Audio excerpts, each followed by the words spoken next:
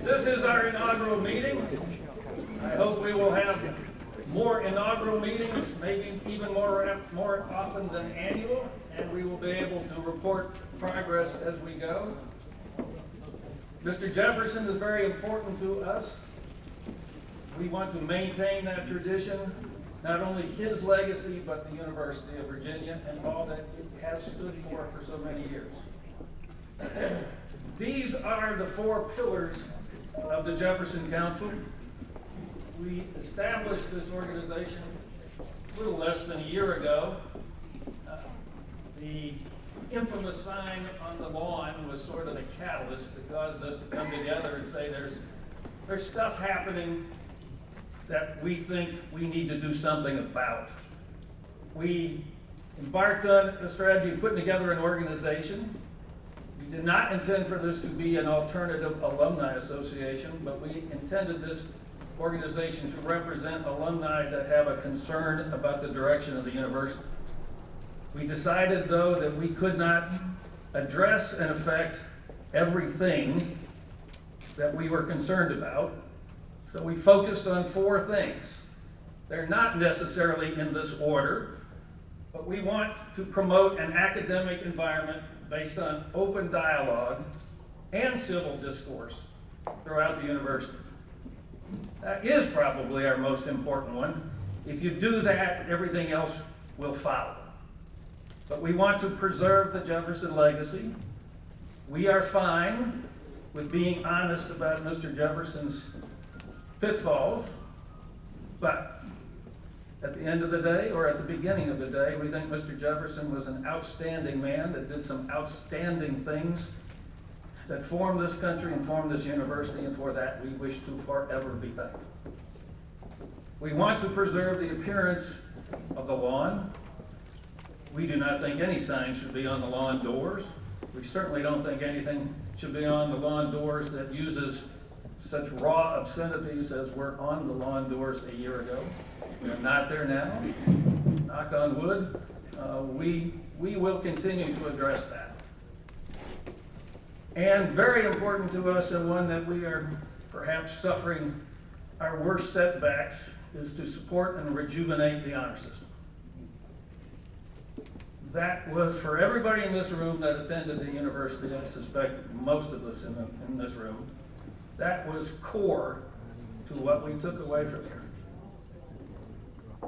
I have spent my life in business as a small businessman, an entrepreneur, and to this day, because of my experience with the honor system, I assume that you are honest until you prove to me the contrary. My word is my bond. My handshake will always work, and I expect that of other people. That has made my life a lot more fun and a lot simpler. I think we have lost that on this generation. We need to re-explain to them what the value of a community of trust is, and then the responsibility incumbent upon them to enforce a community of trust.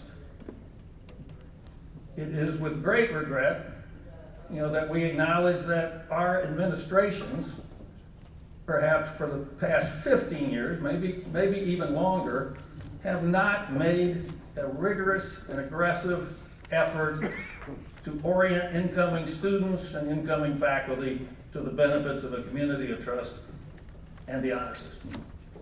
Many of us in this room, I remember well the orientation that we've got, or we received way back when. I remember the most classic comment from Charlie Whitbread was to say when we were in U-Haul being oriented that look to your left and look to your right, and if either one of those persons lie, cheat, or steal, they will not be here. And oh, by the way, they're looking left and right too. I'm not sure we can bring that back in full fold. The recent referendum basically eviscerated the honor system on the basis of facts that were actually not true. The honor system has not been a racist honor system, as was touted by the parties that put forth the referendum. Nonetheless, it passed, and now we have to figure out what to do to strengthen what we've got and build it back. So that's what we stand for. We will talk about some other things today that are the reason we want to talk to you about them is to bring forth some things that are happening and then tie them into how they affect these 4 pillars. And I've got, I think there's about 5 of us that will talk to you today about that during the 3 to 5 period. We'll take some questions then. I would ask you to hold your questions until the end, and then we'll have time for anybody and everybody to ask any question they want of any of us that present. At 5:30, we will break for cocktails. You can't have a party at UVA without a cocktail. At about 6:15, Professor Ken Elzinga will talk to us about his experiences at the university, and particularly his experiences now with the social justice agenda being imposed upon him and every other professor. We were hopeful that that would be outside under the tent. The weather gods have decided that it will not be under the tent, so we're going to jury rig it over here. And Ken is a little concerned about speaking to people that are all standing up and whether he can get any attention. I have sworn that Ken will be able to hear a pin drop when he talks for people to hear what Ken Elzinga has to say. We will then reconvene for dinner at 7, and we have our keynote speaker will join us at the podium at 8 o'clock, Jason Mieres, our Attorney General. He will speak for about 20 minutes, and then we have some questions that I have fielded from those of you already to pose to the Attorney General to answer. And that will be our evening. I think I will have one special guest that will join us by video, and we will see if that works somewhere during the dinner hour. This afternoon will be as informal as you folks want to make it in terms of the room. If you need to get up and go anywhere, restrooms are right in the middle hallway. If you need water or something like that, please get up. We will go with the flow. We have a tight schedule. I'm going to do everything I can to keep people on schedule, including telling people the hook is out, and that's the way we're going to go.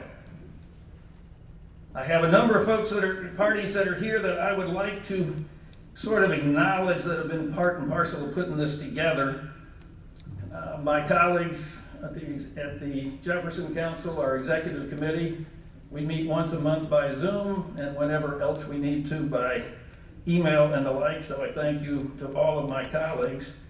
But here on the grounds, the Young Americans for Freedom, College Republicans, the New Enlightenment Women, Turning Point, Future Medical Professionals for Life, the Jefferson Independent, and we have representation from about 4 of fraternities. I think KA, ZAIT, SAE, and DU. I think we got all the good ones, right? We are joined by folks representing our counterparts at W&L, at Washington and Lee, and VMI. So we thank you for joining us, and we hope you'll take whatever good things we do today back to your organizations and feed us ideas back. And then FIRE, the Foundation for Individual Rights and Education. They are here. Connor Murnane will talk to us. We thank you all. With that, Buddy Weber, you get to go first, buddy.